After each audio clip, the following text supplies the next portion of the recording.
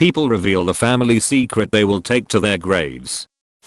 I used to work for the airport and so got very discounted fares for friends and family. My mom was going on a trip with her friend to Key West and they were gonna drive since flying was too expensive. I talked her into letting me handle the flying arrangements and they'd save a ton. A typical $500 plus flight turned into like $250 for both of them combined. Well, I was still kinda new at booking reservations and whatnot, and I ended messing up the reservation. I think I only booked it for one way or something. So the night before their flight, I rebooked it and paid the $450 for the both of them. Money I really didn't have and have since never told my mom. It was for Mother's Day, so I figured that was my gift to her. It's been nearly 10 years since that my dad paid my mom $1,500 for full custody of my youngest sibling. Not only would this be a massive blow to my sibling, but my dad remarried quite quickly and the new wife is a very definition of an evil stepmom. If my sibling knew that our mom gave her up for such a small sum of money and the trade-off was 5+ years of abuse, she would be destroyed. My dad cheated on my mom and invited the person over when I was 9. She was a severely overweight woman, and my dad is also quite overweight. My parents were fighting, but trying to work things out. They slept in separate rooms at this point. Earlier that day, I had jumped on his bed and broke the board supporting it on the bed frame. I wasn't allowed to do this, and always got in trouble for this reason. My mom smelled the fact that my dad had company because she smoked in my house. She asked if I jumped on the bed. I said no. I feared I'd get in trouble. I was surprised there was no follow-up trying to prove my guilt. Years later I remember why she asked and realized my lie basically incriminated him to sleeping with that woman. I'm sure he did, but that got him kicked out of my house. When I was an awkward tween, my brothers and I spent a lot of time at my grandparents' house. We had been raised by my grandparents since we were little kids, and even after my dad remarried, he and my stepmom both worked graveyard shift, so we would spend the night at my grandparents' house while my parents were at work. One day, my grandmother informed me that it was my grandfather's birthday and suggested that I wish him a happy birthday. He was downstairs in the living room sitting on the sofa, and I went up to him and gave him a big hug around the neck and said happy birthday, Grandpa. It was kind of difficult to hug a person sitting down, so I ended up kneeling on the sofa between his legs rather than trying to hug him from a standing position. He was quite happy and gave me a hug back. When I pulled back from the hug, he held me in his arms and gave me a big smile, and then he put his tongue in my mouth. Sometimes when I was a little kid, we would kiss other family members on the mouth, but those were chaste pecks on the lips. I could tell immediately that this was different. His tongue was on my teeth. It lasted only for a moment, and I was grossed out and confused when I pulled away. At that moment my grandmother walked into the living room. I turned my head to look at her. My hands were still on my grandpa's shoulders. She seemed really happy that I had wished my grandfather a happy birthday like a good little kid. I gave him a final quick hug and scrambled out of the room.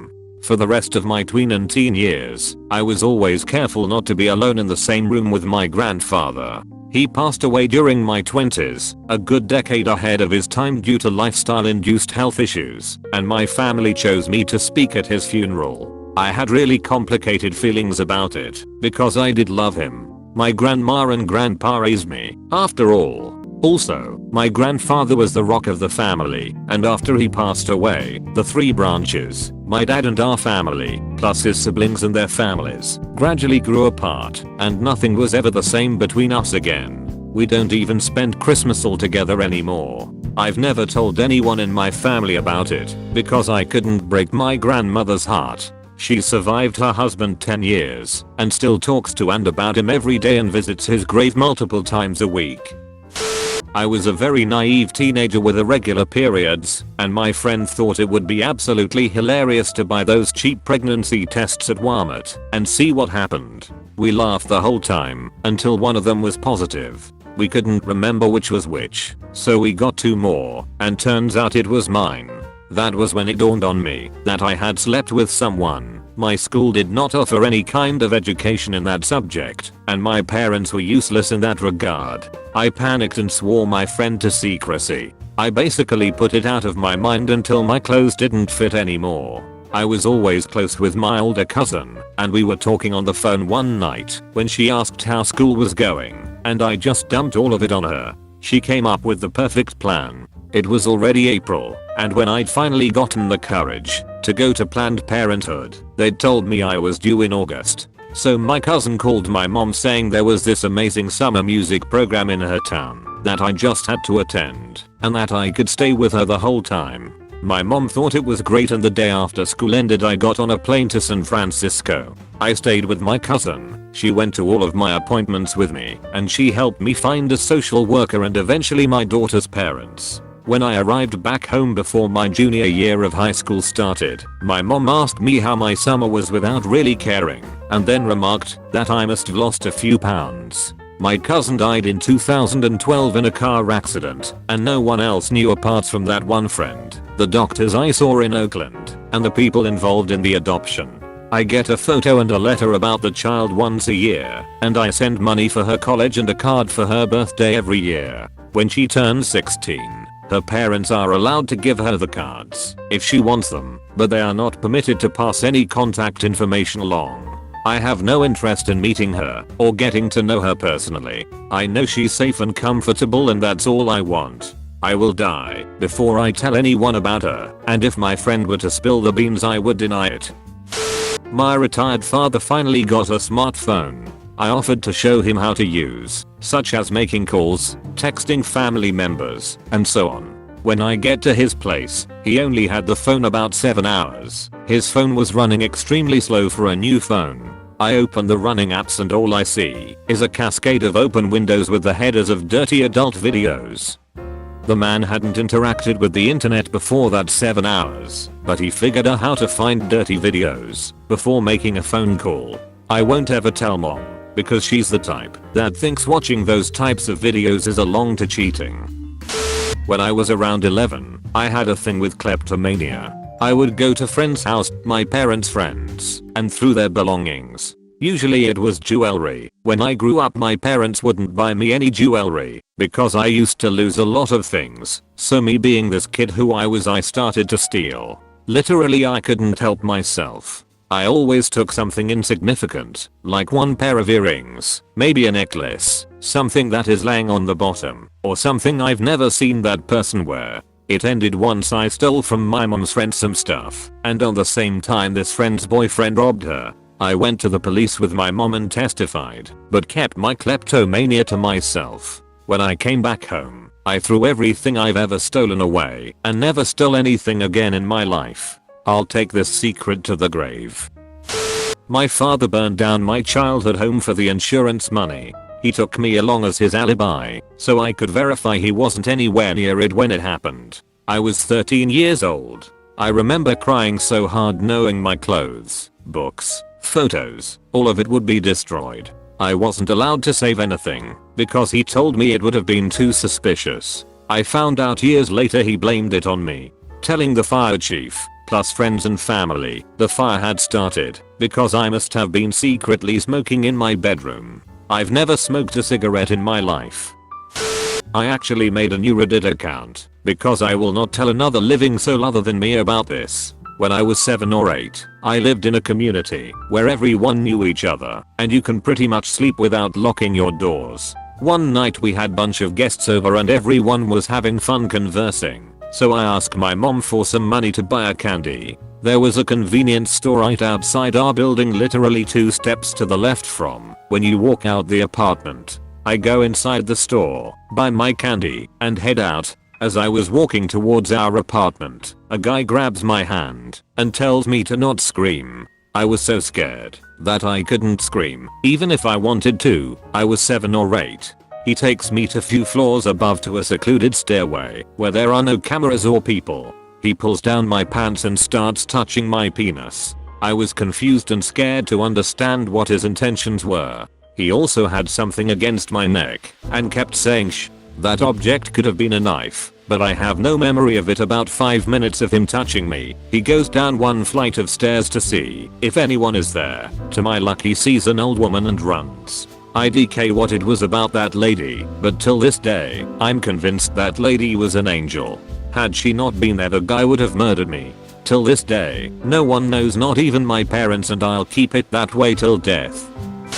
I regret having kids. I'm not cut out for motherhood and there is not a maternal bone in my body. Maybe it's PPD or just this stage of life, but I will seek therapy. I love my kids and I will never say anything or hint about my feelings. It's not their fault.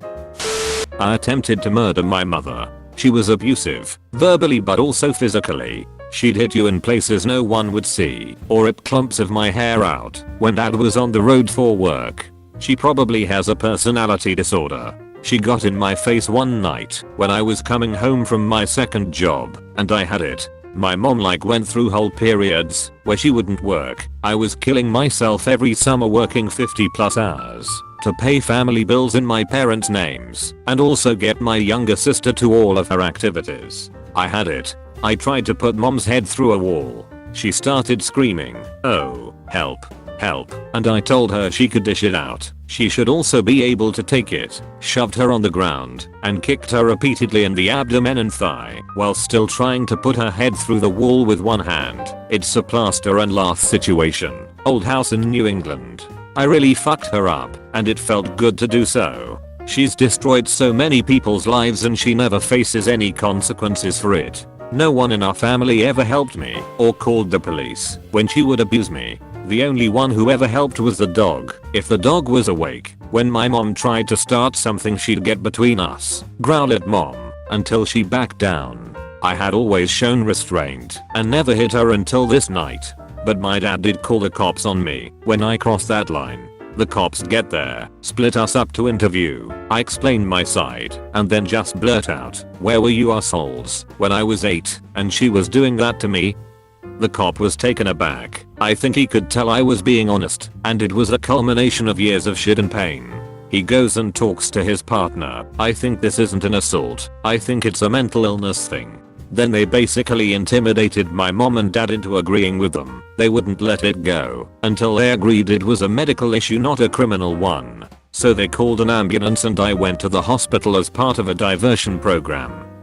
Basically, they sent me to detox for 3 days and I emerged with no record, no charges, no nothing except a script for Prozac and a recommendation for therapy, paid for by the state low-income insurance plan. Trying to kill my mom probably saved my life, honestly, because I got myself some tools from a CBT/TBT therapist, but I'm not stupid enough to want people to know. Who would date me? How would I ever get promoted at work? Anyway, be kind. You never know what someone's been through, and you never know what people are capable of when pushed far enough. I was the guy who accidentally dropped water on a gay couple kissing in the middle of the road to protest from my balcony. It went viral in my country for a few days. Thank God nobody recognized me. I was 11 when my dad died of cancer. During his final days, spent in a hospice, I was given the option to be by his bedside with the rest of my family, just quietly spending time with him when he was dying. Well, the time I spent at the hospice was so boring. I loathed being around all these sad and dying people. It was Christmas, and I felt I was entitled to spend it at home. Why I didn't take any consideration into the fact that my dad was literally on his deathbed is beyond me. Every time we went to visit him, I'd just spend it playing dumb games on my phone or reading a book in the lounge outside his room. Again, I feel so terrible about saying it, but I knew he was going to die anyway, and he was virtually unresponsive, so why bother trying to talk to him? Again, such a terrible thing to think. He died at the beginning of January, just days after his birthday. That day, I chose not to spend by his side with the rest of my family, but at a friend's house. I was simply too lazy and unbothered to go and see him. It was around 11 PM when he died, and I was just falling asleep when my friend's home phone rang, for what seemed like a million times. I thought it was a dumb advertising phone call, but then my friend's parents came into the room and told me that my dad had died. I wasn't shocked that he died, but I was so unbelievably freaking guilty that I didn't even bother to spend the day there. I can't tell my mom or it would break her heart. After my last final of the semester, my friend dropped me off at the bus station where I park my truck. I got in, and as I was about to start the engine, a woman knocked on my window. I opened the door. She asked me if I could take her home. I tried making excuses that my parents were waiting for me, but she pled and wouldn't take no for an answer. So I let her in. She hopped in the passenger seat, and immediately her demeanor changed. She was ecstatic and began laughing in a crazy way. She introduced herself as Ashley and shook my hand, and that's when I noticed the hospital/mental asylum bands on her wrist. I knew I had made a mistake, but it was too late. She was already in my car. I asked where she lived, and she told me to just drive off the lot and she'd tell me where to go. So I drove, and I let her give me directions, until we ended up in a town I had never been to. I knew we were lost, so I pulled into a McDonald's parking lot and asked her the name of her apartment. I typed it into my phone and realized we had driven 30 minutes in the wrong direction. It was about 1:30 AM at this point, so I decided to take the highway. This was the first time I had ever taken the highway. We were driving, and every 5 minutes, Ashley would fall asleep and then wake up suddenly. I was afraid one time she would wake up and grab the wheel or grab me, so I drove fast. We finally got to her apartment. I dropped her off, and I drove home. I've never told my parents, or else they would never let me out of the house again.